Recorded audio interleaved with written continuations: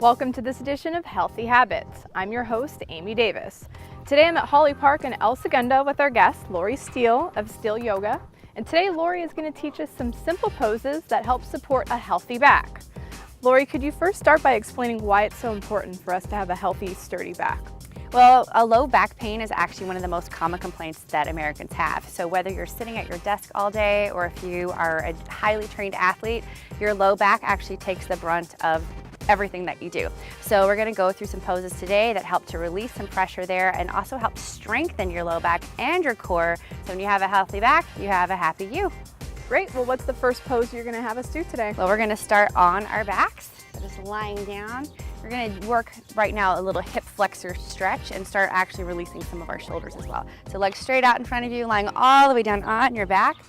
First, you're going to inhale, reach your arms overhead. And on the exhale, hug the knees, the right knee into your chest as you let your hands come down to that knee. Take an inhale here. On the exhale, just let the knee fall over to the right. And then inhale, bring it back to center. And then on the exhale, just take the knee over to the left about 6 to 8 inches. You want to try to keep both hips on the floor. Then inhale, come back to center.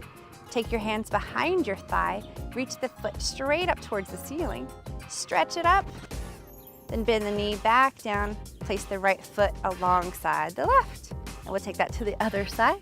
Woo, inhale, reach the arms overhead.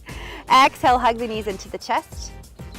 And then you're gonna inhale, take the knee over to the left about 6 to 8 inches, let it fall over and holding it with your hands so it keeps the knee engaged. Then exhale, come back to center. Take an inhale. Exhale, just take the knee over to the left about 6 to 8 inches. Keep both hips on the floor. It's gonna help stretch the outer glute and get the hip flexor. Come back to center. Place your hands behind the thigh. Straighten the leg, reach through the heel, straighten it as much as you can. Try to keep both hips on the floor. Take your low ribs back down to the mat. Go ahead and bend the knee, and then take the foot all the way down to meet the right.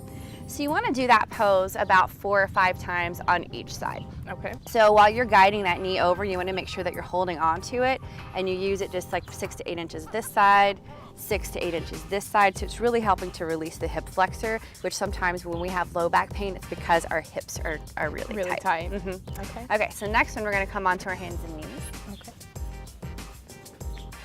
It's going to help with our core a little bit here. So you want to first of all make sure that your wrists are directly underneath your shoulders and spread your fingertips apart wide. Then you're going to push into the heels of your hands so you come up out of your shoulders, so you don't want to sink into your shoulders at all. Then the first aspect of this is just taking your right foot and reaching it straight back behind you with the foot still staying on the floor. So in a lunge, so just bringing the foot down to the floor. This is the first.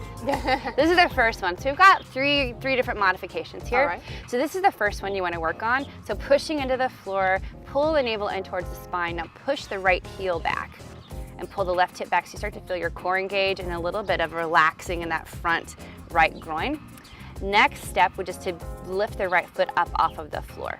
So you feel your right hip come up a little bit, try to drop the right hip down, and then try not to lift the foot any higher than your hips. You want to keep that there and pull your belly in. So now your core is starting to be engaged. If you're feeling good here, maybe come up on the left fingertips. And if that's still good, you're going to reach that left arm forward. And you try to hold it for 5 to 6 breaths. So whichever pose you're in, holding for 5 to 6 breaths, keeping your gaze down so you have a long spine. This engages your core, works your belly, works your bottom and your hamstrings. And whenever you're done, you just exhale, release the hand and foot down. And then we'll take that on the other side.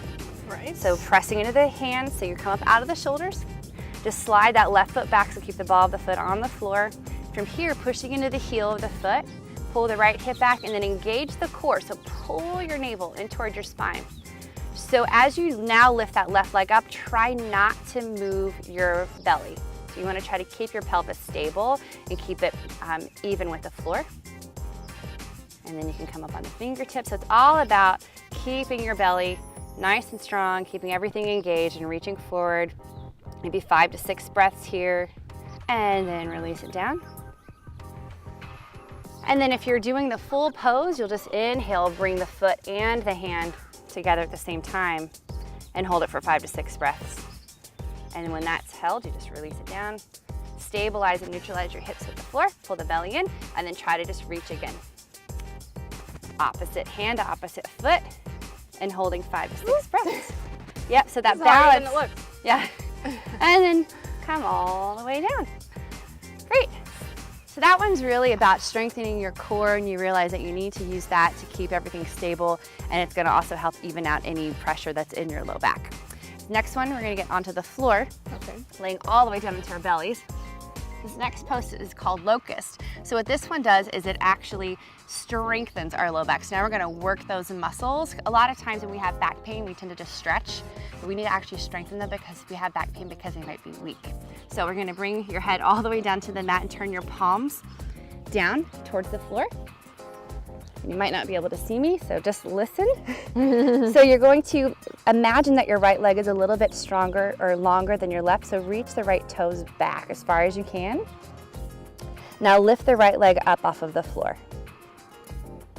And on your next inhale, you're going to raise your chest up off of the floor, keeping your gaze down, so you start to feel your low back engage. And then the next modification, if you want to take it a little further, is to keep your palms facing the ground, but just lift your arms up. Now reach them back towards your toes. And you're going to hold this for 4 to 6 breaths. So you want to take your hips and drive them in towards the mat. So really try to drive your hips and your pubic bone into the mat as you reach back with the toe, and then release it down. And then we'll do that to the left side. So imagine your left leg's a little longer. So go ahead and point through the back left toes. Then you're gonna just reach the foot up off of the floor. Now try to keep both hips down. So you have to push that right hip back down onto the floor. Then inhale, bring your chest up off the floor, keep your gaze down. And then maybe add your arms. And you hold that for 4 to 6 breaths. And then you'll exhale after your 4 to 6 breaths. And then you can go ahead and make your way back up to seated. So I recommend doing that one probably about 3 or 4 rounds for 4 to 6 breaths each round. So now what we want to do, since we've done basically like a low back bend, we want to release that. So we'll come back onto our backs.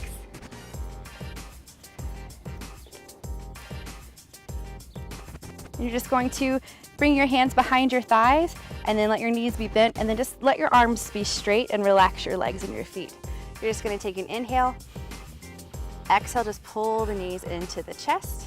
I like this one. Yeah, and then Feels good. Then just release it back down. So let your legs just relax. So your legs aren't doing anything, your feet are relaxed. Just use your arms to hug the knees in and release them down.